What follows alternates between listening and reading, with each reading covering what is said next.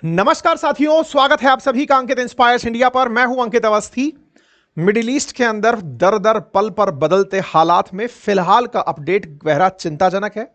चिंताजनक हालात यह है कि अमेरिका ने जिस तरह कल सुबह ईरान के अंदर न्यूक्लियर साइट्स को निशाना बनाया था, अब उसका बदला लेते हुए ईरान ने मिडिल ईस्ट में अमेरिकी ठिकानों को निशाना बनाना शुरू कर दिया है। ईरान की तरफ से ऑलरेडी उनके विदेश मंत्री रूस की यात्रा पर हैं। ऐसे में क्या यह माना जाए कि रूस का समर्थन प्राप्त होते ही ईरान का अमेरिकी बेस पर हमला हुआ है, या फिर दूसरी तरफ ये जो ईरान का कतर पर हमला हुआ है, इस हमले की असल मंशा अमेरिका को दूर ले जाकर नहीं, उसके अपने क्षेत्र में जिनकी सुरक्षा की उसने गारंटी ले रखी है उनको नुकसान पहुंचाकर अमेरिका को नुकसान पहुंचाना है। या फिर तीसरा पहलू यह भी है कि ईरान ने भले ही कतर पर अमेरिकी एयर बेस पर हमला किया हो, लेकिन कतर में हुआ यह जो हमला है, यह हमला क्या कतर पर हमला नहीं कहा जाएगा, क्योंकि कतर में अमेरिकी बेस को हमला बनाना ईरान ने अपनी तरफ से अनाउंस किया है, लेकिन ईरान का मतलब प्रयास है, लेकिन इसमें कतर की सॉवरेनिटी का उल्लंघन हुआ है। तो क्या कहीं आने वाले समय में कतर की तरफ से ईरान पर भी हमले होंगे? बहुत सारे प्रश्न आज की इस घटना से विस्तार से सारी चर्चाएं। आइए शुरू करते हैं। अभी थोड़ी देर पहले का ही यह अपडेट है, इसलिए यह ज्यादा मायने रखता है। साथियों, डोनाल्ड ट्रंप ने जिस तरह से कल दुनिया को अपने एक्शन से बिल्कुल सरप्राइज कर दिया था, यह कहते हुए कि हम ईरान के अंदर जो सत्ता है, खैमने की जो सत्ता है, उसे कतई पसंद नहीं करते। रेजिम चेंज का समय आ गया है। मेक अमेरिका ग्रेट अगेन की तरह, यानी MAGA की तरह मेक ईरान ग्रेट अगेन का समय आ गया है, यानी कि MIGA का समय आ गया है। ऐसा कहते हुए इन्होंने कल ईरान पर हमले किए थे। इसी का रिटेलिएशन आज शुरू हुआ और घंटे भर पहले, अब 20-25 मिनट पहले की अपडेट्स हैं कि ईरान ने अमेरिका को पूर्व दी गई चेतावनी के आधार पर ही, क्योंकि ईरान कह चुका था कि यदि अमेरिका इस युद्ध में उतरता है तो उसके दो रिपरकर्शंस हो सकते हैं। पहला, एक कि वो स्ट्रेट ऑफ हॉर्मुज को बंद करके दुनिया के अंदर ऑयल प्राइसेस बढ़ा सकता है, और नंबर दूसरा, ईरान के द्वारा अमेरिकी ठिकानों पर जो कि मिडिल ईस्ट में स्थित हैं, आज हम जानेंगे कितने ठिकाने हैं, कहां कहां पर यूएस ट्रूप्स हैं, कितनी यूएस की सेना मिडिल ईस्ट में रहती है, किस किस किस जगह पर क्या एग्जैक्ट लोकेशन है, आज हम अपने सेशन में जानेंगे। ऐसा कहते हुए इन्होंने कतर पर हमला कर दिया। कतर पर हमला हुआ, उससे पहले एक बार मैप पर आप इसे समझ लें। यह पर्शियन गल्फ है, ईरान के दक्षिण के अंदर कतर है, कतर के अंदर अल उदैद एयरबेस है जिस पर हमला किया गया है। अल उदैद एयरबेस पर लगभग कहा जाता है कि 10,000 से ज्यादा अमेरिकी सैनिक एनी टाइम रहते हैं। मिडिल ईस्ट में 40,000 से 50,000 अमेरिकी सैनिकों का ठिकाना है। यह अमेरिका का सबसे बड़ा ठिकाना है। अमेरिका का मिडिल ईस्ट में सबसे बड़ा, या फिर यह कहिए कि यहां पर लगभग 100 से ज्यादा एयरक्राफ्ट रखने वाला यह वो ठिकाना है जिससे पूरी तरह से अफगानिस्तान, ईरान, इराक, इन सभी क्षेत्रों पर नियंत्रण रखा जाता है, जिसको आपने सेंटकॉम कहा था। सेंटकॉम का अगर आपको याद हो तो अमेरिका के जो दुनिया भर में दुनिया को जिस तरह से इन्होंने डिफरेंट कमांड्स में बांट रखा है, तो वर्ल्ड के हिसाब से जो सेंट्रल कमांड है, उस सेंट्रल कमांड का मुख्यालय इन्होंने कतर में बनाया हुआ है। कतर एक देश है, स्वायत्त स्वतंत्र देश है, लेकिन फिर भी अमेरिका यहां पर अपना बेस प्रॉपर तरीके से चलाता है। इतना ही नहीं, जब ट्रंप यहां से लौटते हैं तो इनसे हवाई जहाज भी भेंट में ले जाते हैं। एक तरह से कहा जाए तो कतर की सुरक्षा अमेरिकी सेना कर रही है, यह कहकर के ही इनको पैसे के साथ तोला जाता है। कतर की राजधानी दोहा, जिसने कुछ समय पूर्व ही वर्ल्ड कप देखा था फुटबॉल का, आज वो ऊपर से आती हुई बॉल रूपी मिसाइलें देख रहा है। इन मिसाइलों को दोहा का निशाना दिखाया जा रहा है कि दोहा की तरफ ये आ रही थी। कतर छोटा सा देश है, कैपिटल दोहा है, ऐसे में दोहा में लोग इन मिसाइलों को आते हुए देख रहे हैं और इनको टारगेट होते हुए देख रहे हैं। आसमान में ही कतर के एयर डिफेंस ने इन्हें न्यूट्रलाइज कर दिया। ये तस्वीरें दोहा की बताई जा रही हैं। चूंकि इस घटना को बीते अभी 1 घंटा ही हुआ है, ऐसे में इस घटना की जो तस्वीरें हैं वो सोशल मीडिया पर तेजी से प्रसारित हो रही हैं, लेकिन फिर भी हम इन सभी तस्वीरों में मोस्ट वेरीफाइड तस्वीरें आपके साथ साझा कर रहे हैं। संभव है कि इनमें से एक आध तस्वीर कोई फर्जी भी निकल आए तो हम उसको पहले ही आपके सामने बताते हुए चल रहे हैं। चूंकि इन हमलों की दोनों ही तरफ से, मतलब एक तरीके से अमेरिका की तरफ से भी, कतर की तरफ से भी इसका अनाउंसमेंट हो चुका है कि हमारे ऊपर हमला हुआ है, भारत की तरफ से भी हो चुका है कि ऐसा कुछ हो रहा है, इसलिए हम ये तो मानते हैं कि यहां पर हमले हुए हैं। ईरान ने चूंकि अपने परमाणु ठिकानों पर हमला लेने का, जो हमला हुआ उसका बदला लेने के लिए कहा था, इसलिए उसने अमेरिका के अल उदीद एयरबेस को निशाना बनाया, जहां 8,000 से 10,000 के करीब अमेरिकी सैनिक मौजूद हैं। यहां पर खबरें हैं, the competent Qatar authorities announce the temporary suspension. अच्छा, इसकी शुरुआत भी बड़ी इंटरेस्टिंग थी, और शुरुआत यह थी कि कुछ समय पहले ही, थोड़ी देर पहले ही हुआ यह था कि कतर ने अपना एयर स्पेस बंद कर दिया था। एयर स्पेस बंद किया और सायरन बजाना शुरू कर दिया था।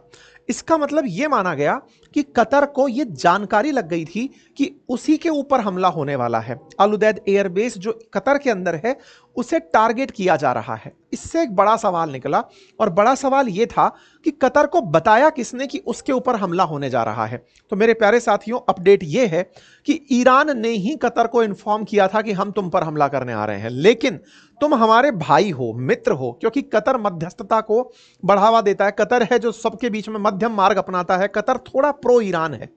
तो कतर से कहा गया कि तुम हमारे भाई हो, इसलिए हम तुम्हें पहले इन्फॉर्म कर रहे हैं कि तुम पर हम हमला करने आ रहे हैं, लेकिन यह हमला तुम पर नहीं है, तुम्हारे किसी भी सिविलियन को टारगेट नहीं किया जाएगा।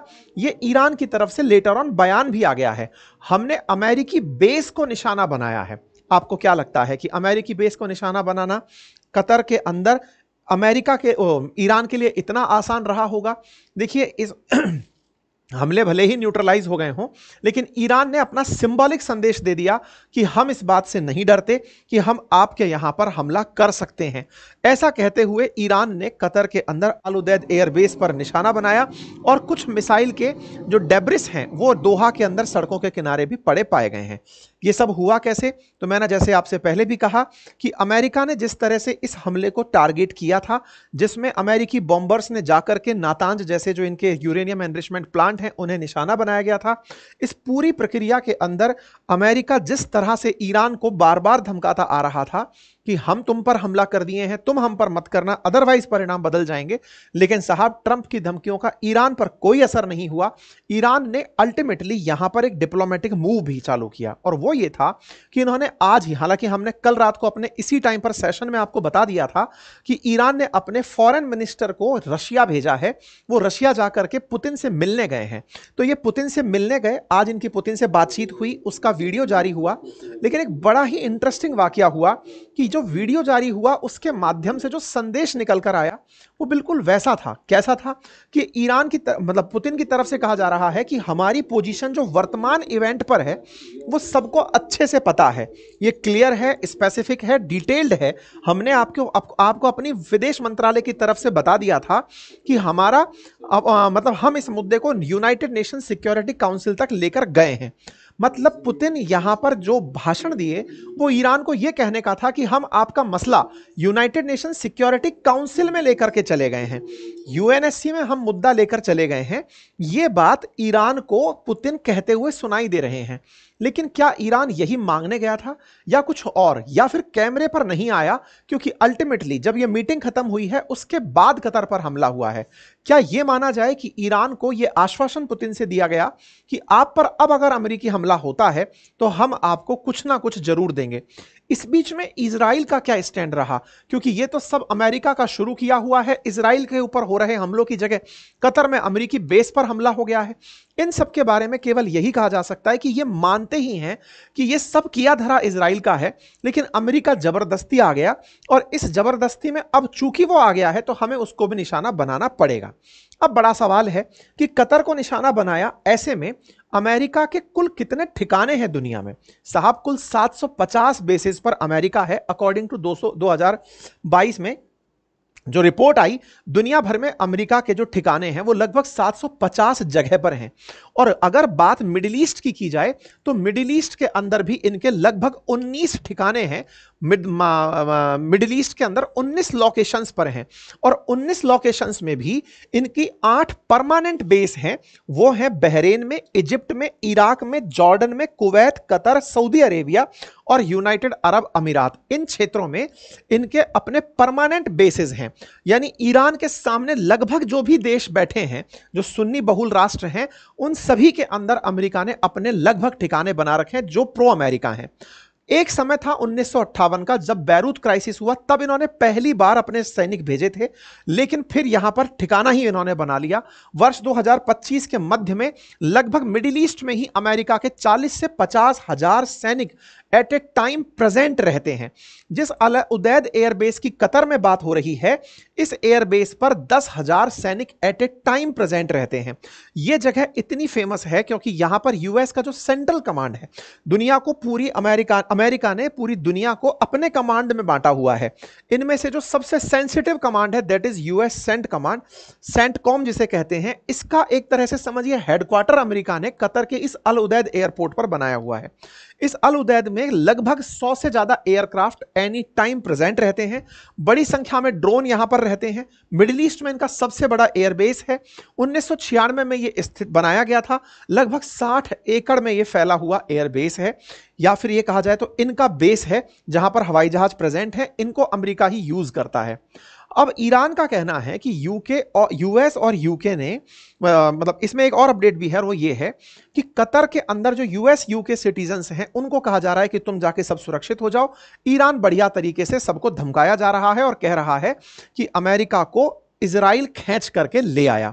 इस पर कतर की तरफ से रिएक्शन आया कि भाई जब चूंकि हमला हम पर हुआ है तो पहले तो हम चाहते हैं कि ये सब चीजें रुकें, लेकिन ऐसे में हम पर जो हमला है वो भाई बोलकर किया गया है। मतलब एक तरीके से पहले तो कहा गया कि भैया तुम हमारे भाई हो, हम तुम पर हमला कर रहे हैं, पहले से ही जानकारी रखना, तुम्हारे लोगों को नहीं मारेंगे, अमेरिकी सेना को ठिकाना करेंगे। लेकिन कुल मिलाकर के कतर ने इसे अपनी सॉवरेनिटी का उल्लंघन माना है। कतर की तरफ से जो अभी तक सबसे बड़ा अपडेट है वो ये है कि वो इसे अपनी संप्रभुता पर हमला मान रहा है। बोले भाई भाई कह करके तुमने हमारे ऊपर गोला दाग दिया है। खैर, इन सभी अपडेट्स में जो सबसे लेटेस्ट अपडेट है वो ये कि यूएस के एयरक्राफ्ट सऊदी अरब एयरबेस से उड़ चुके हैं। ये आपके सेशन में आने से 2 मिनट पहले, मतलब अब तो 5-10 मिनट तो इसको करते हुए हो गई, इससे 10 मिनट पहले का ये जानकारी है। तो ऐसे में 10 मिनट पहले की जानकारी ये है कि सऊदी अरब के अंदर जो यूएस के एयरबेसेस हैं वहां से एयरक्राफ्ट टेक ऑफ कर चुके हैं। अब वो ईरान पर हमला करने जाते हैं या कुछ और है, ये प्राप्त जानकारी ताजा रिपोर्ट्स में दिखाई जा रही है। कंफर्मेशन अगेन वॉर टाइम में सूचनाओं को बहुत ही ध्यान से यूज किया जाता है। इस पूरी प्रक्रिया में इजराइल क्या कर रहा है और इजराइल का क्या मानना है, इस बात के लिए मैंने आप लोगों के लिए अभी एक सेशन लाइव किया है। जस्ट इसके पीछे चलना शुरू भी हो चुका है। आज मैं इजरायली दूतावास गया था, वहां पर इजराइल के जो एम्बेसडर हैं उनसे मैंने मुलाकात की और उनसे यह जानने का प्रयास किया। बहुत ही अल्टीमेट क्वेश्चंस हमने उनके सामने रखे और उन क्वेश्चंस में सबसे बड़ा क्वेश्चन यही था। ये आज दिन की ही तस्वीरें हैं, जो इंटरव्यू लिया है वो अब लाइव हो चुका है, आप जाकर उसे देख सकते हैं। उसमें हमने उनके सामने जो सवाल रखा वो यही था कि सर इस समय इजराइल क्या सोचता है, ईरान क्या करेगा। तो उनके तर्कों में जो बात निकल कर आई थी वो यही थी कि ईरान के पास में अब फड़फड़ाने के अलावा कुछ नहीं है, हमने उनको सब तरह से कंट्रोल कर दिया है। वो अपनी जनता को संतुष्ट करने के लिए ही इस तरह के बम पटाखे फोड़ेगा, अब उनके पास कुछ बचा नहीं है। इजराइल का पक्ष क्या है, क्या अमेरिका लेट हुआ उनके लिए आने में या अमेरिका सही से आया, किस तरह से उन्हें पता चला कि उनके पास न्यूक्लियर वेपन है, किस तरह से ईरान के अंदर जो जनता है वो इस समय पर अमेरिका के साथ है, ये सारी जानकारियां इन्होंने हमें दी। आप उस सेशन को सुनिएगा जरूर। वो सेशन हमने डब किया है, पूरी तरह से सेशन इंग्लिश में है। आप चाहें तो नीचे जाके कैप्शन में से भाषा इंग्लिश सेलेक्ट कर सकते हैं और जाकर के आप उसे सुन सकते हैं। लेकिन अगर आप उसे हिंदी में सुनना चाहते हैं तो हमने उसे हिंदी में डब करने का टेक्नोलॉजी की मदद से प्रयास किया है। शायद वो आपको सुनने में थोड़ा सा अटपटा लगे, आप उसे ओरिजिनल इंग्लिश में भी सुन सकते हैं। यह हमारा प्रयास है आपको अपडेटेड रखने का, ज़्यादा ऑथेंटिसिटी के साथ आप तक सूचनाएं पहुंचाने का। इस क्रम में हमने ये प्रयास किया है। अवश्य देखकर उसे बताइएगा कि आपको वो जानकारी कैसे लगी। हो सकता है भाषाई त्रुटि रही हो, पहला प्रयास है तो उसे किसी तरह से आप अगर कर सकें मैनेज तो करिएगा, नेक्स्ट टाइम और बेहतर के साथ आपके सामने उपस्थित होंगे। फिलहाल के लिए इतना ही। अपडेटेड रहने के लिए चैनल को सब्सक्राइब कर लीजिए, क्योंकि आपका साथ हमें मजबूती देता है। Thank you so much.